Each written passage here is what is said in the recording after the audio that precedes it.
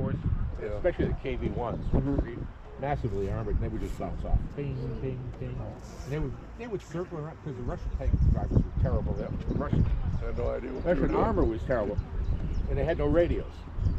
The only person that had a radio was the company commander, and so he would get out and wave flags to tell them what to do.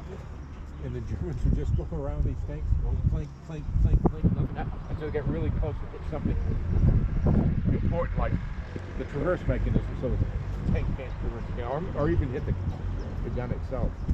Yeah. So, that's my area of expertise is armored cargo warfare in Russia. This is cool.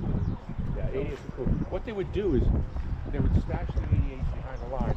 The tanks would go forward and engage the enemy tanks, and they would run away. Draw the enemy tanks toward what they call the fire trap. So they'd have their 50 and 75 millimeter anti-tank guns, and they would have the 88s too.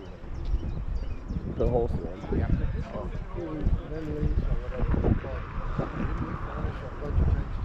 Oh, hell yeah. The Russians, you will seldom see a picture because the Russians purposely didn't show pictures of our things, but we gave them what we gave them especially was trucks. Mhm. I mean, they had all kinds of trucks. But we gave them Sherman tanks, we gave M3 Lee tanks, Lee and Grant tanks, and we gave them especially the M3